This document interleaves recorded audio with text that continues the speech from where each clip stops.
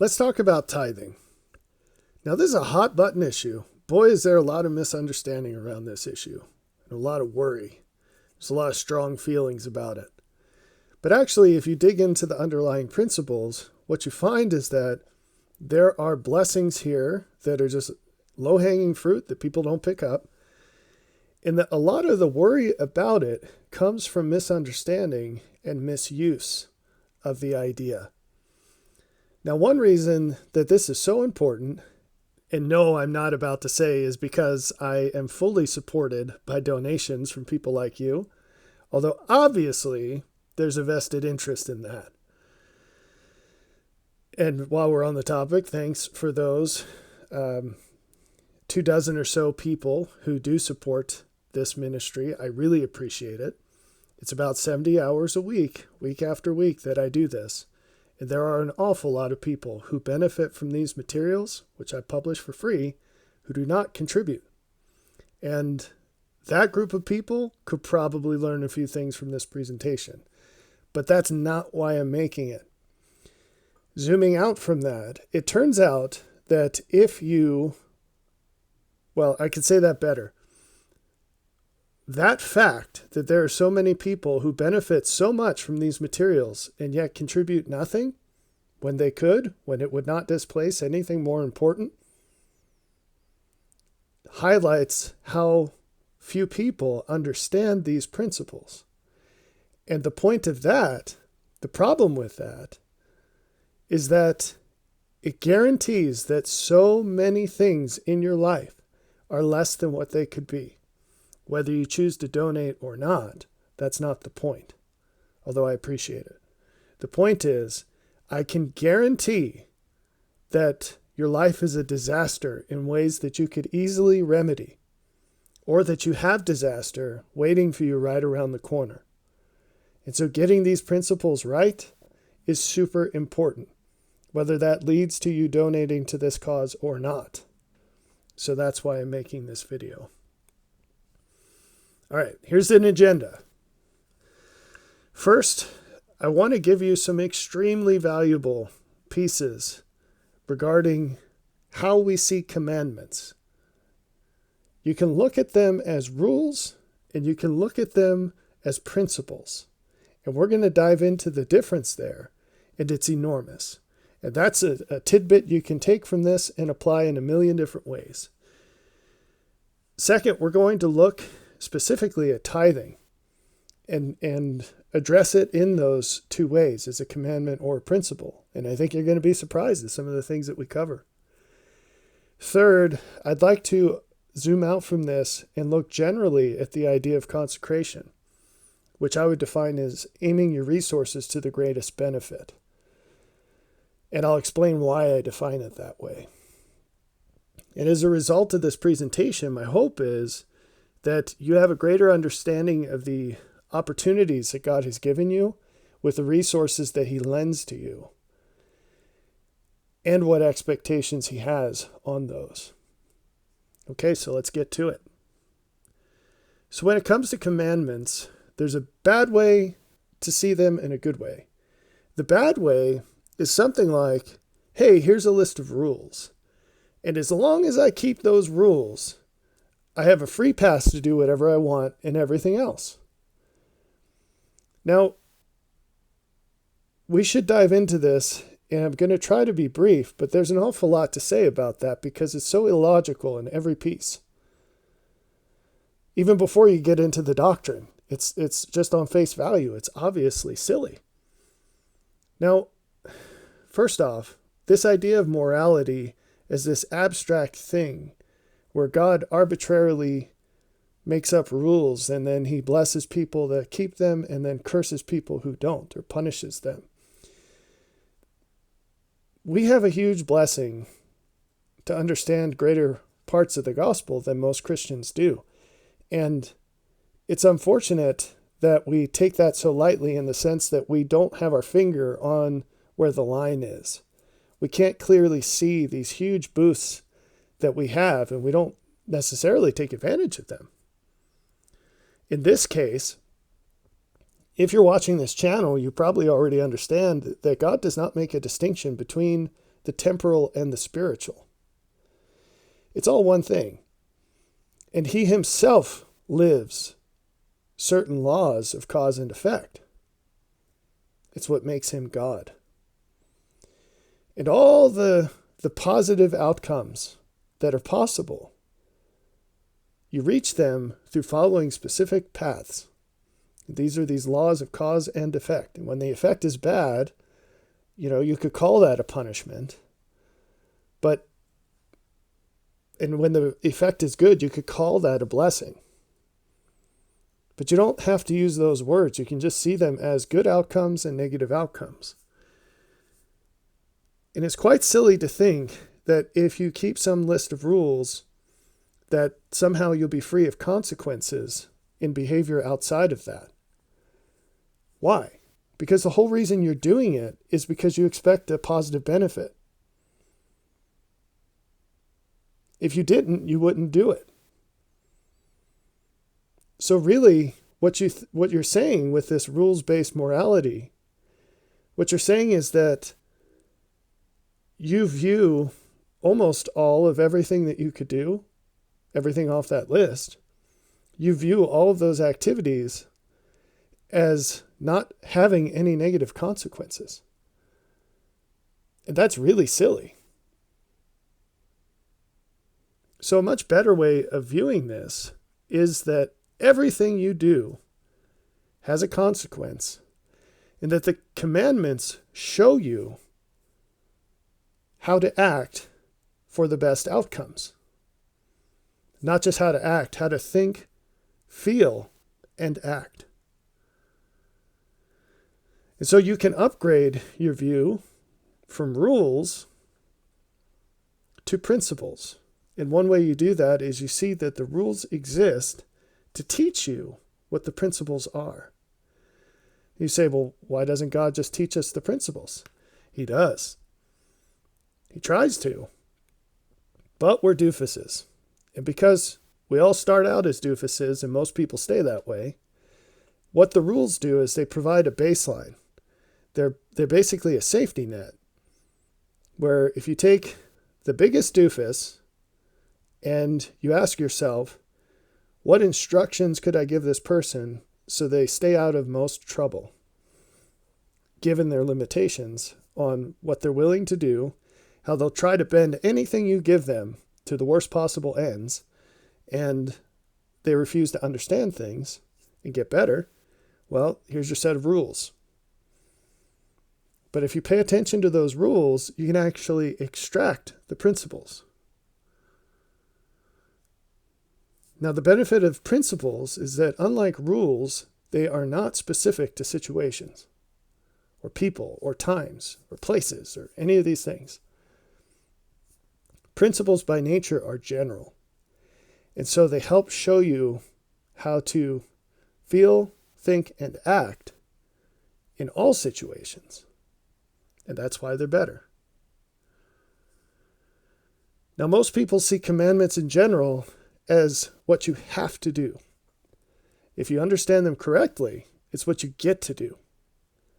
If you understand commandments and you understand how God is, even in the tiniest ways, in the least bit, you will rejoice and rush into any commandment he gives you. Why? Because you understand that he loves you more than you love yourself, and that he knows so much more about reality, about you, about everything else, about everything that has been, everything that is, and everything that will be. And you will rejoice that he's stooping down to you to help you encounter much greater things than you could by yourself. And that's why John said in 1 John 5:3, this is the love of God, that we keep his commandments, and his commandments are not grievous. They're not grievous. They're a blessing. Anytime God instructs us, it's a blessing. And so to the degree that you see his commandments as burdensome, you show the limit of your trust in him and his justice.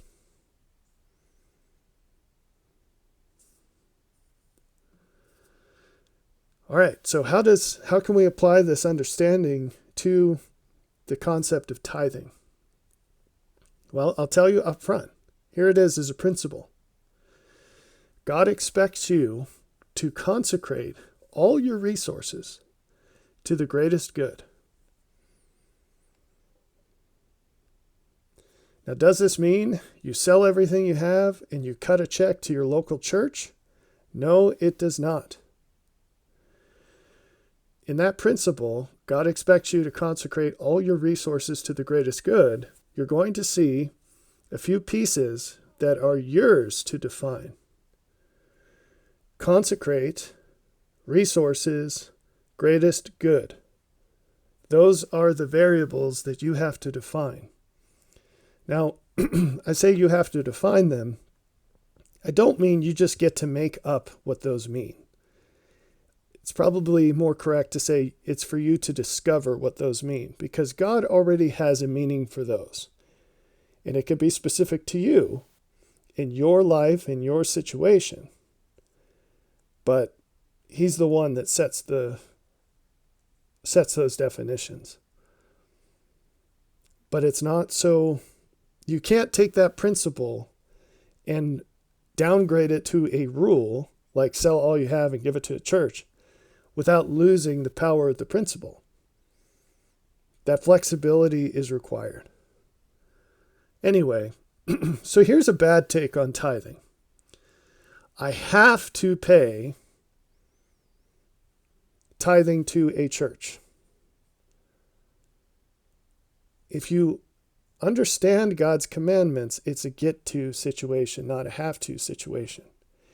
If you feel about tithing like it's a have-to situation, either you don't understand what tithing is, or you're doing it wrong. If the end of a sentence is to a church, I would suggest that you probably are doing it wrong. And that's why you're not excited about it. You know, if you take 10% of your money and you put it in a pile and you burn it every month, you're probably not going to be very excited about that. If you see it being used for things that are better than what you would do with it, you'll probably be excited about it. When you burn it, you're thinking about all the things you would have done with that money. When you do with it things that are better than what you could do with it, then you'll see that as having greater value. And that is what it's supposed to be like. Now, another bad take on tithing is if you pay 10% to a church, you're free to spend the 90% however you want. Do you get how that's a specific application of what we talked about before? It's wrong. God absolutely has expectations for 100% of your, not just money, but your time. And we'll get into all the resources later. But we're talking about money for right now. He absolutely is watching over how you're spending the 90%.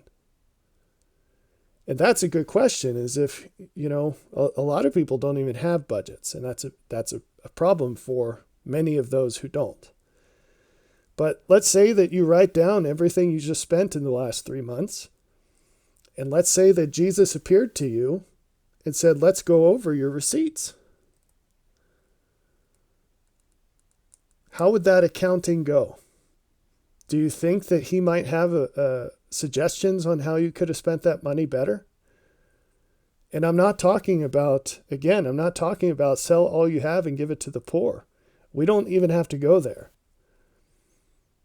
When you say, I spent $800 to repair this face of this keepsake watch that I have, and then I told somebody I don't have $20 to give for this noble cause. Well, he might have a problem with that, right? And we could go through a million different specific examples. A much better view of tithing is that you get to contribute to people who will do more with your money than you can. And that basically breaks down to two different situations. You're either using it to alleviate the suffering of the poor, or you're using it to help someone improve things more than you could. We'll come back to this. But those are your basic two choices, okay? Now, in both of those cases, tithing is for your benefit. This isn't money that you're giving away and you feel like you're getting your arm cut off. It's money well spent. And if you don't feel that way, again, you either don't understand how this works or you're doing it wrong. You only feel like you're cutting off your arm if you don't understand how it works or you're giving it to the wrong people. Let's read some scriptures that show that it's for your benefit. And this is where the trust in God and his justice comes in. Luke 6:38. Give, and it shall be given unto you. Good measure, pressed down and shaken together, and running over, shall men give into your bosom. For with the same measure that you mete, withal it shall be measured unto you again. Alma 41:15. For that which you do send out shall return unto you again and be restored. Therefore the word restoration more fully condemneth the sinner, and justifieth him not at all. It is a long topic, but the word restore in the scriptures, it doesn't mean just to get back. It means to get back with interest. So if you believe in God's justice, then what you're sending out will come back to you as long as you're sending it out according to his idea of what is valuable. In other words, that you're sending it out to actually benefit. This isn't a pastor has a whip and he's whipping me on my back for me to give him money and make me feel guilty if I don't do it. Look, most Christians go to church on any given Sunday and they sit there and hear the same sermon for the 5 millionth time that basically tells them you're good how you are, you don't need to change. And then they go home and surprise, they don't change. And then they repeat it the next Sunday. They pass around that plate and whip people into feeling guilty for not giving. Or, alternatively, there are charitable opportunities to, quote, give to the poor, and it's wasted on people who never ever change. And in both cases, there are an awful lot of sensible people who don't want to give any money. Why would they? What value is being received?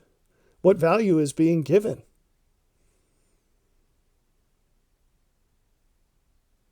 Now contrast this with, for example, going to a church or, say, watching a YouTube video and being hit with life-changing information that you never would have figured out from just sitting at home and reading the scriptures. Or that you've gone to church for a decade and this is more value than you've received in a decade of going to church. If you're willing to pay $10 to watch a movie or whatever it costs to go out to dinner at this point, why wouldn't you pay a comparable amount for something of much greater worth? Do you see the difference?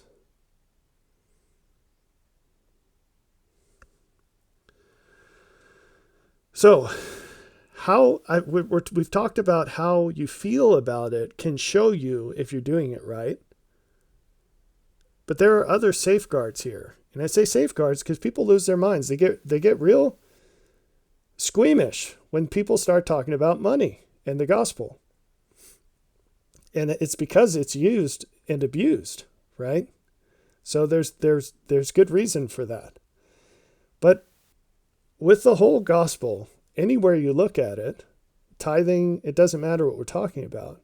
There are safeguards, and when you do it right, they protect you. The problem is that obviously nefarious people have removed those as part of their twisting. So we got to untwist it. One of the safeguards is to realize, in order to pay tithing, you have to give it to somebody. And this is one of the safeguards. Well, what do you mean? Who are you giving it to? How do you feel about that person? We read that Abraham paid tithes to Melchizedek.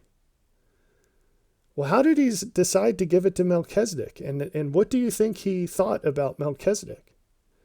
Do you think he asked Melchizedek to give quarterly reports on how he spent the money? No. His attitude was, this guy is more righteous than me. And however he spends this money, it's going to be better than however I would have spent it. If you can't say that about a person, you don't know a person for whom you would say that, then you don't have a person to whom you can pay tithing.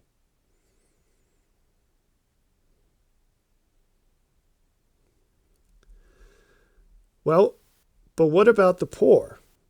Because you wouldn't give money away to a poor person and just assume they're going to spend it well, right? This is a different kind of giving. If you can't say, I'm giving this to you because I expect that you will do better with it than I could, the other form is to say, you are suffering and I'd like to alleviate your suffering. And in that case, it's not cash that you should be giving. It's opportunity. Now, what do I mean by that? I mean, if someone's out of work, you offer them a job. If someone's out of food, you offer them food. If someone doesn't have a place to live, you offer them a place to live.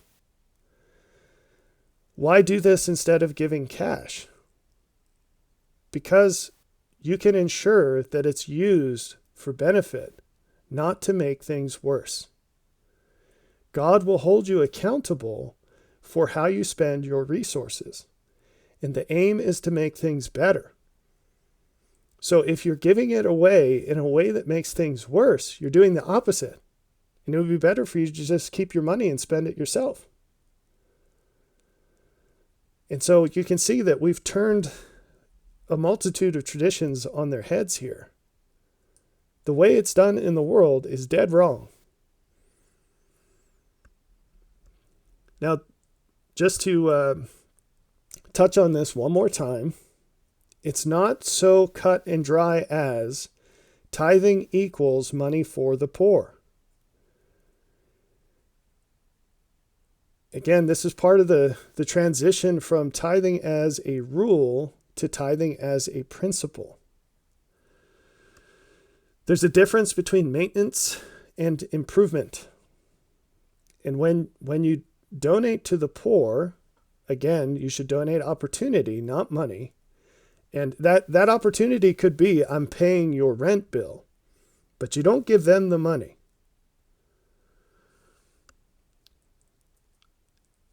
But there's a difference between maintenance and improvement. And as Jesus taught, the poor you will have always. As long as people make poor decisions, there will be poor people. The only way to stop that is to teach them better principles, like I'm teaching you right now. And some of those watching can benefit a lot by implementing these sorts of ideas, like getting a budget and living on a budget. And valuing the future more than the present. That's the key out of poverty. That one principle, value the future more than the present. But guess what? Some people don't want to do that. And nothing you say or do will change them. It's still good to alleviate their suffering, but you have to see this as maintenance. It's not the same as improvement. And in that token, being hard, being a stickler for this 10% idea, there's a benefit in seeing that as a cap.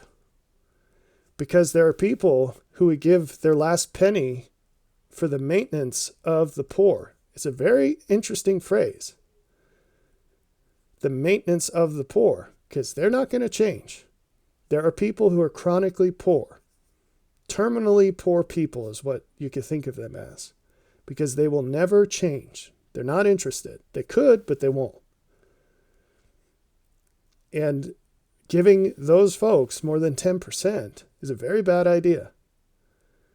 And this is God's balance of it's good to maintain the poor because it's good to alleviate suffering. But it's much better to facilitate improvement. And whenever you have a choice, the choice is very clear. Go with what has the greatest value. Again, we're turning traditions on their head. Now let's get to Malachi 3, which is the famous tithing scripture. We're going to read 8 through 12. Will a man rob God? Yet ye have robbed me. So this is a big deal. And the question is, are you stealing from God? Not a comfortable question. It's one of those questions that everyone would love to say, no, of course not. No, of course not. I would never do that. But again, if Jesus were sitting with you, going over your finances for the last 3 months, would he agree?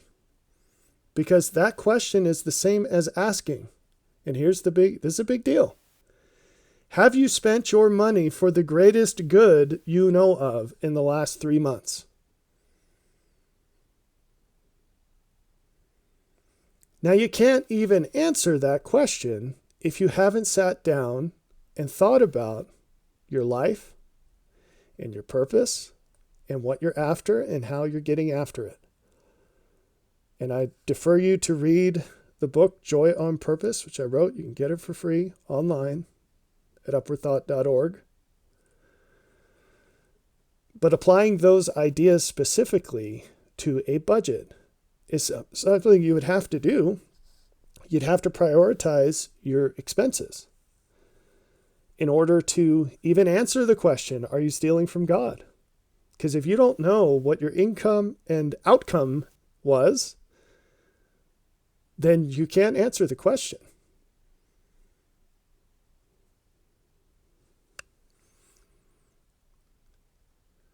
All right, but ye say, wherein have we robbed thee? Again, wherein have we robbed thee? Because any person, if you ask them, are you stealing from God? They'll say, of course not. How would I steal from God? It's not something I would do. Well, let's look at your budget. Let's see how you're stealing from God. Let's see if this is all aimed to the greatest benefit. The Lord answers in tithes and offerings, which this is important to note. This scripture does not say, let's talk about 10% of your income to a church. Okay, it's much bigger than that. Verse 9, ye are cursed with a curse, for ye have robbed me, even this whole nation. Again, do you remember the discussion we had about consequences and outcomes?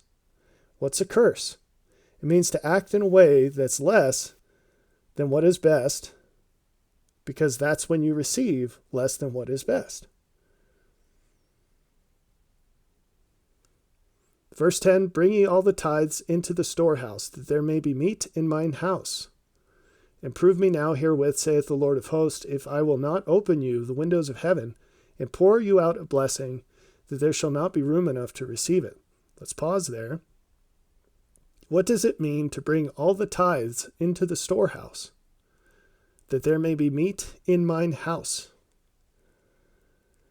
It means to aim all of your resources to the greatest benefit of the world. What's the connection? What is the storehouse? Is it a place? Or is it a people? What is meat in mine house? What's the house of the Lord? Or who is the house of the Lord? And what is meat? We're going to dive a lot deeper on that.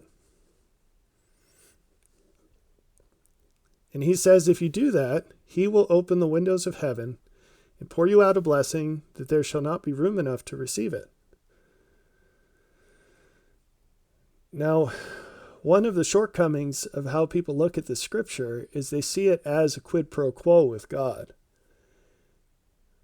And we really like those, don't we? When we really need something, When our life is falling apart, some terrible thing has happened, we drop to our knees and we say, please, God, I'll do anything. If the only time you obey God is when tragedy strikes, you're begging him to continuously afflict you with tragedy, because it's the only time that you will seek after him. You see, it's much wiser to orient your whole life to him and to give up this idea that you have any clue what good is, and to instead define it as him and say, Lord, you're so far beyond me. Lead me in your ways, because I trust that wherever that leads is so much better than anything I could come up with. And if you truly believe that, he gives you the peace he promises that's beyond what the world can give. And this deal here in verse 10 is not a quid pro quo. He's not saying, cut your church a check for 10% and I'll give you that Corvette you've always wanted. Or, oh, you're having trouble having a baby? Pay extra tithing. Cut me that check. I'll give you this blessing. The Lord doesn't want your money. He wants your heart and your mind. He wants your soul, not your money. Now, unfortunately, a lot of people have made money their soul. But Jesus taught that a man's abundance consists of much more than his stuff. Your character is what counts, and what he wants, what his meat is for you to be like him. And the more you do that, and the more other people do it, the more this blessing will occur. That he will open the windows of heaven and pour you out what he knows is good, which might be very different than what you want right now. Because part of that shift in your character is a change in your desire. But actual blessings will flow into your life, so much so that you won't have room to receive them. And the fulfillments of this include very specific, very literal things that you probably don't expect. Like if you find someone to whom it makes sense to give tithing, according to your perception of value, and that person really is giving you that value, the fulfillment of this blessing, to pour you out a blessing that there shall not, to open the windows of heaven and pour you out a blessing that there shall not be room enough to receive it, could literally be that person giving you correction and instruction to the point where you can't take any more. Isn't that interesting? Because how many of you would consider that a blessing? But think about when Jesus came, and he said, he literally said that he came down from heaven. So there's your fulfillment of open the windows of heaven. And everything he taught was pouring out a blessing. And was there room enough to receive it? No, they rejected him and nailed him to a cross, which is the most visceral way of saying, Lord, please stop. We don't want any more.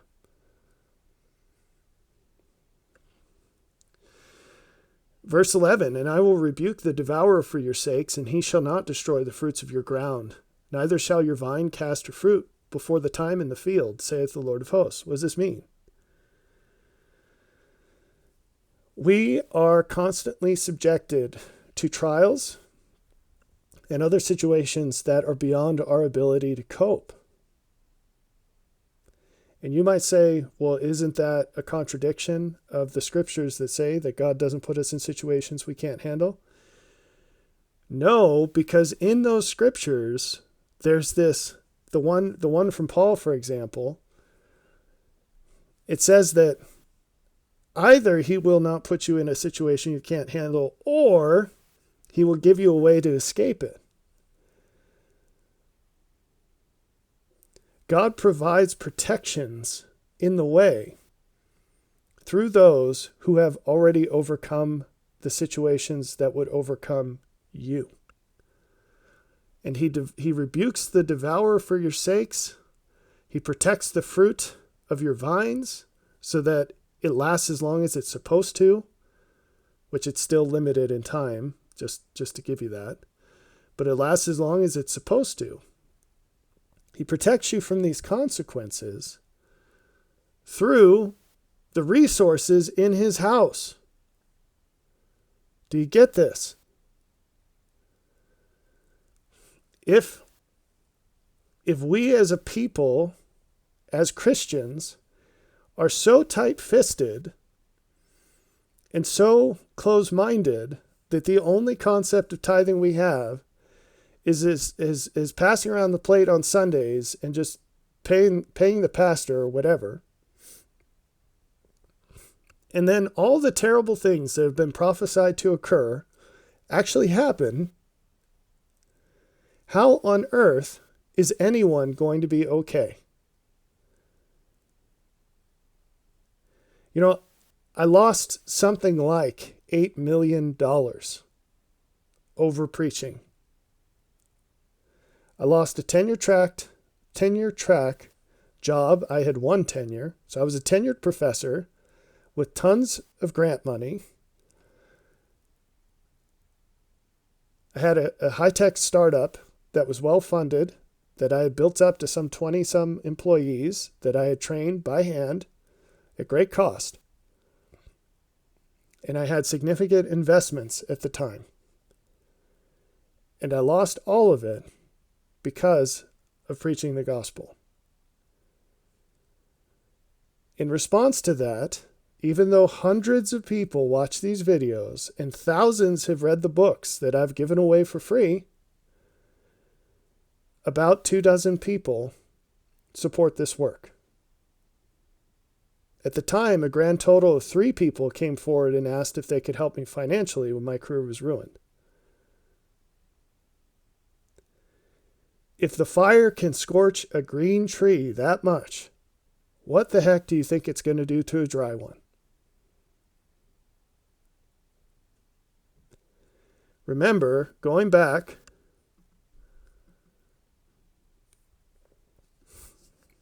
give and it shall be given to you, good measure pressed down and shaken together and running over.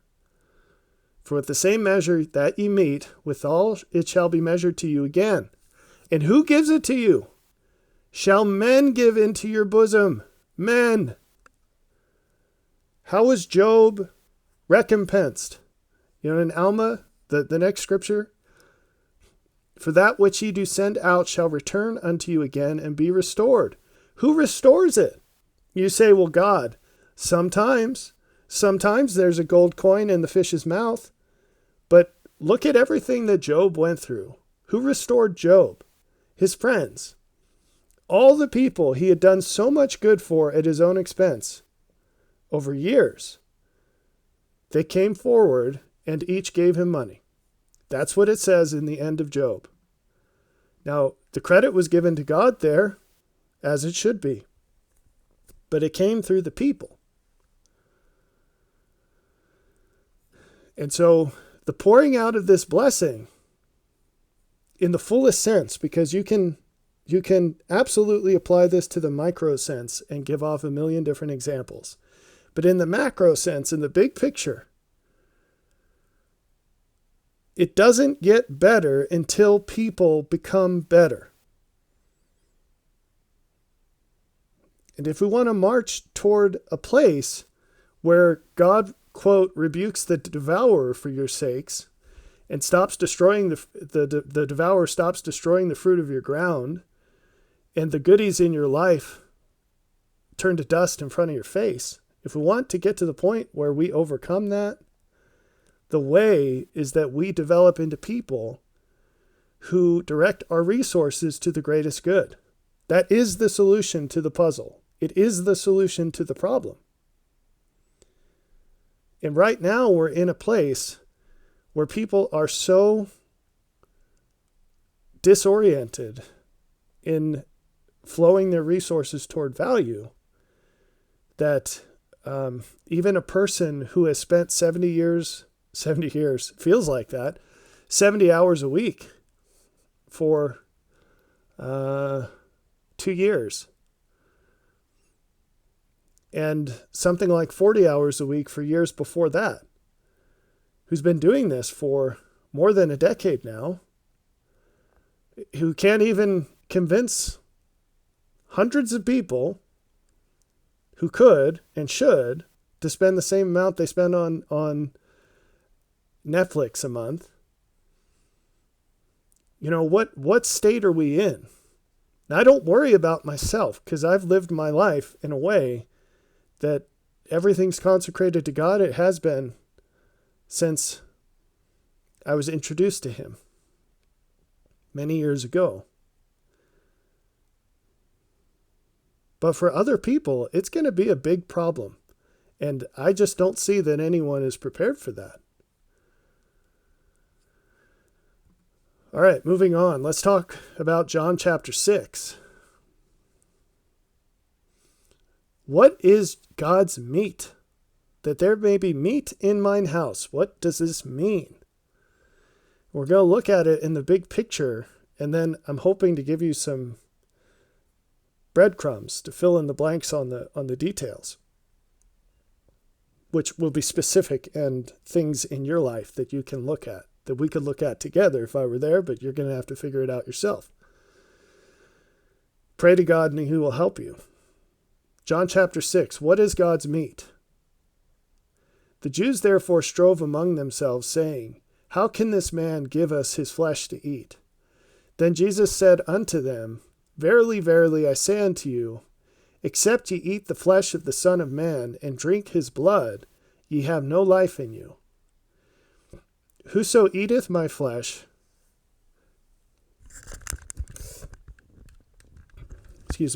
and drinketh my blood, hath eternal life, and I will raise him up at the last day.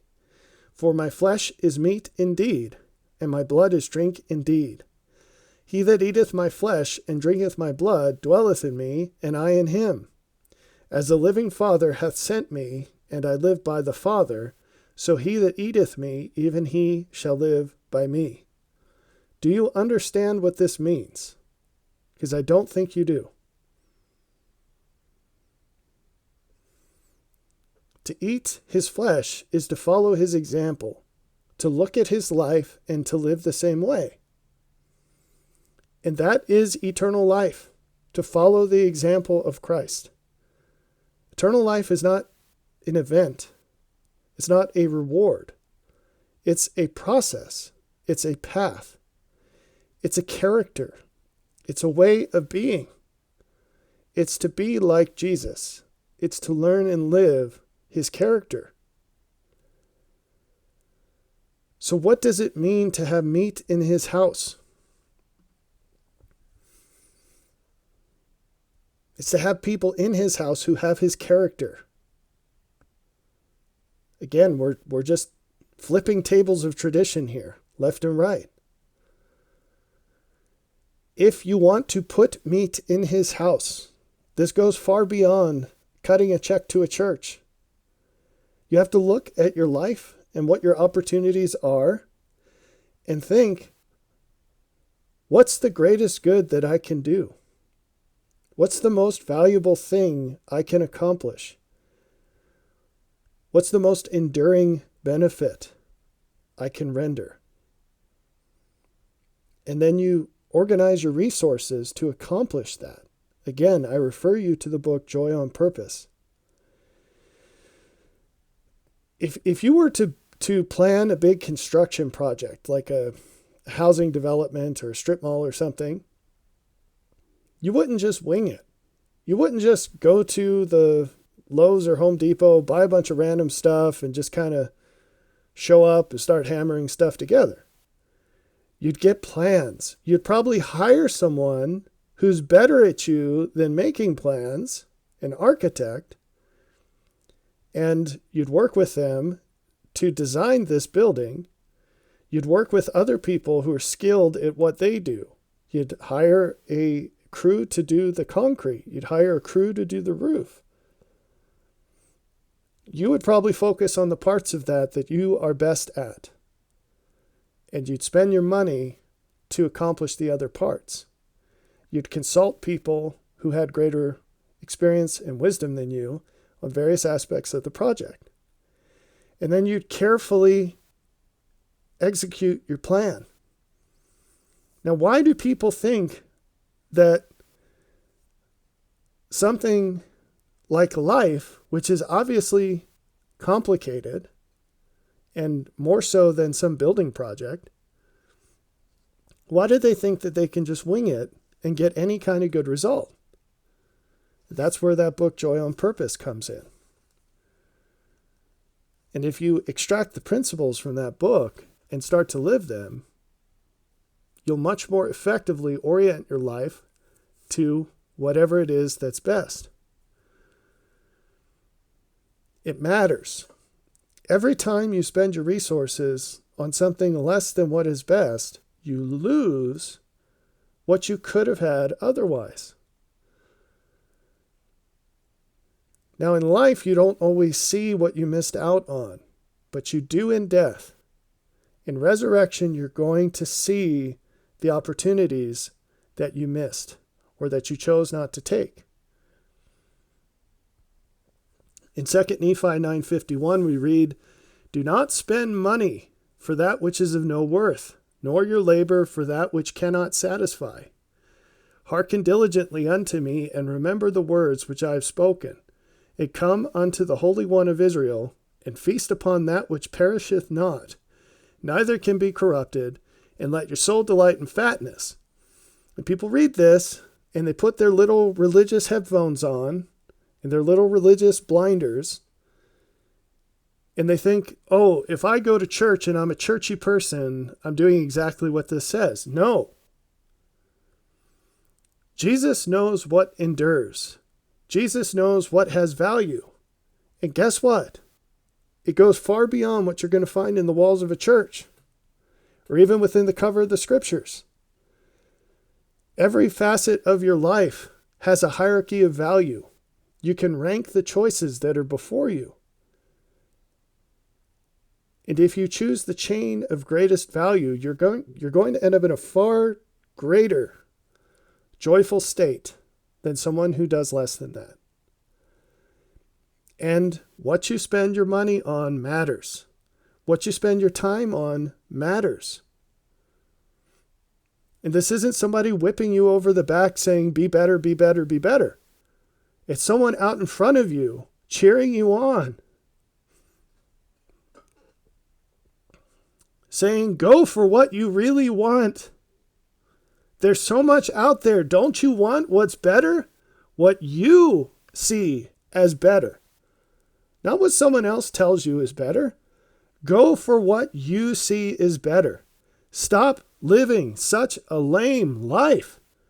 The day will come where you will feel so bad about the choices you made that you will pray for a mountain to fall on you to hide you from seeing it. Get up. Let's get it life. You can do this. Stop wasting it.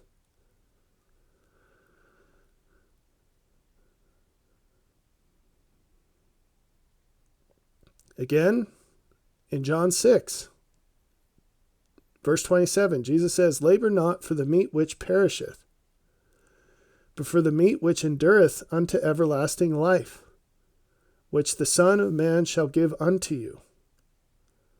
For him hath God the Father sealed. Then said they unto him, what shall we do that we might work the works of God? In other words, how do we do that? Jesus answered and said unto them, this is the work of God, that ye believe on him whom he hath sent. This doesn't mean saying how much you like Jesus. That's not what it means to believe him. It means following his example. It means sitting down and looking at your life on the daily, weekly, monthly, yearly, and by the decade to say, if Jesus took over my body right now like a drone, what would he do in my place? I've got a mortgage, I've got 2 little girls and a dog, and I work, selling PVC pipes. What would Jesus do in this situation? I've got a yard that looks like garbage. You know, I've got a sink that leaks. What would Jesus do in my situation? And you look at all the possible improvements and you rank them by how important they are. And on that list is going to be a whole bunch of stuff that you fix about yourself. It's going to be some things that you fix about your spouse. It's going to be some things that you fix about your kids. And when I say fix, I should say improve. Some things you're going to improve about yourself. Some things you're going to improve about your spouse. Some things you're going to improve about your kids. Some things you're going to improve about where you live. And eventually you're going to get to, I still have more surplus. What do I use it for? Or my wife is resisting me in these different ways. She won't improve past these blocks. What should I use the resources on instead?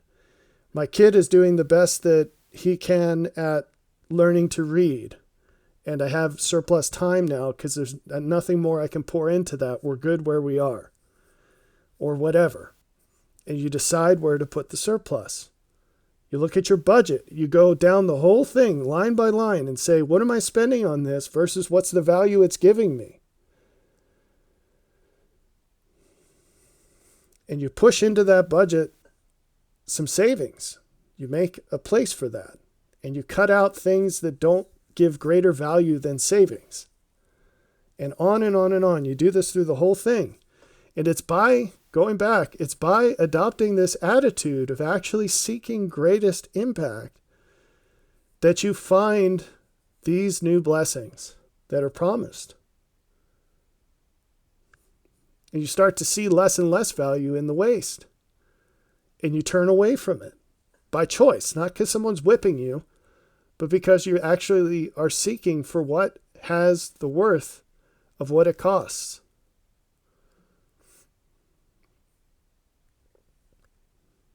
The dominating question is, what would Jesus do in your place?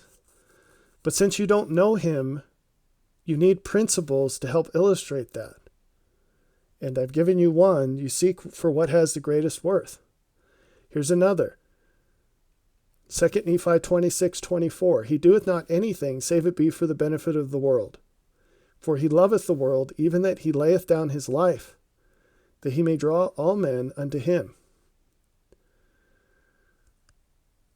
Again, you can put your churchy glasses on and just see this as, oh, salvation equals these check boxes. That's what I need to help other people get to. Well, first off, it's an open question whether salvation equals these check boxes, okay? But let's set that aside for a second. People don't just get there as a one-shot deal. They find greater value through seeking greater value. And it's the same with you. You don't just jump straight to eternal life. It's a process. It's not an event. And it's the same as seeking the greatest value in all things all the time. And so if you're not improving your life, if your life is a burning dumpster fire, let's start with you. If you are a burning dumpster fire, if your marriage is a burning dumpster fire, if your family is a burning dumpster fire, if your house is a burning dumpster fire, if your job is a dumpster fire, you are not on that path. And that's not to say that you can force your spouse to be a better person, that you can force your kids, that you can force your job. The question is, have you really done all you can to help that be better? And you start sorting this by what has the highest long-term benefit.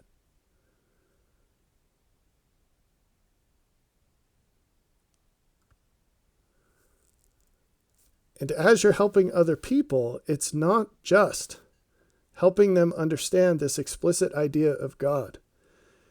It's helping them follow his example. And you can start doing that way before someone believes in God. In fact, it's critical to giving them the evidence to believe in him.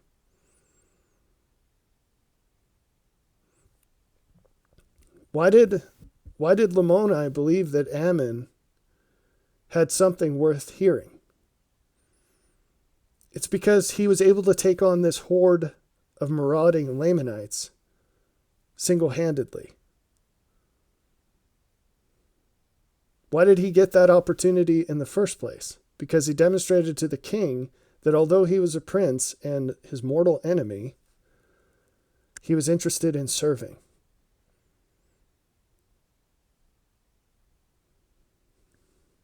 Do you see how big of a deal this is? You know, and you thought we were just going to talk about tithing. But this, if you get the one wrong, you definitely have the other wrong. Because if you understand the one, you'll understand the other. And here's your verse that these are not just religious things. D&C 29:35, Behold, I gave unto him that he should be an agent unto himself, and I gave unto him commandment, but no temporal commandment gave I unto him. For my commandments are spiritual, they are not natural nor temporal, neither carnal nor sensual. God holds us accountable for how we respond to this instruction and how we respond to the resources that he gives us in general. And I'm telling you right now, if he had a sit down with you, it's very unlikely that you'd come away from that unscathed. There would be massive changes that he would suggest, and you know about a bunch of them already.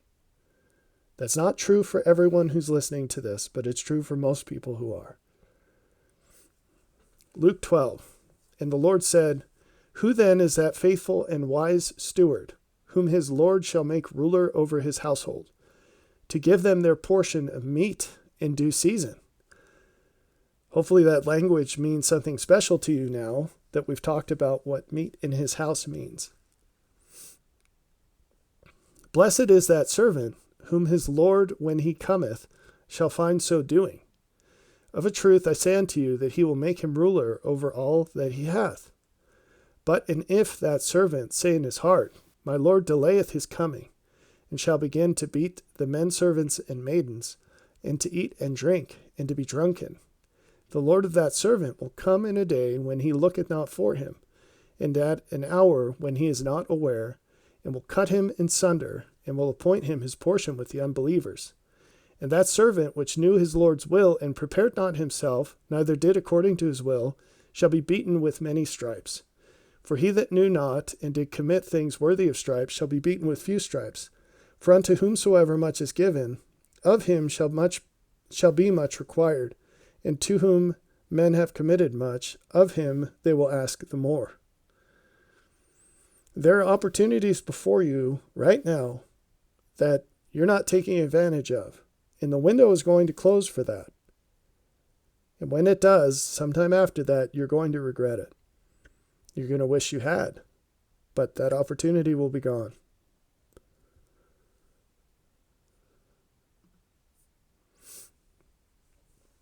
More on this accountability and these consequences. D&C 104:13.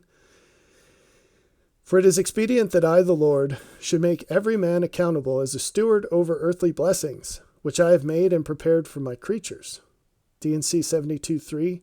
And verily in this thing ye have done wisely, for it is required of the Lord at the hand of every steward to render an account of his stewardship, both in time and in eternity.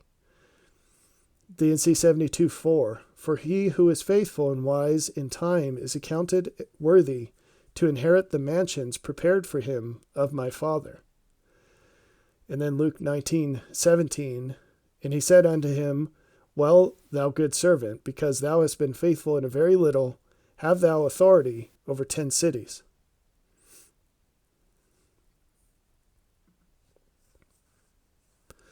So, we asked the question before, are you stealing from God? Here are some things you can change so that that's not true. 1, turn your life so that everything you do is for the greatest benefit of the world. Learn more about how Jesus is, do more to be like him, improve in all things, and help others to do the same, which isn't on this list, but it should be. You can provide meat in his house by upgrading, what you spend your resources on, why you spend them, and who you spend them on. I highly encourage you to sort and prioritize your resources, or what you spend them on, rather. Aim for the greatest long-term improvement.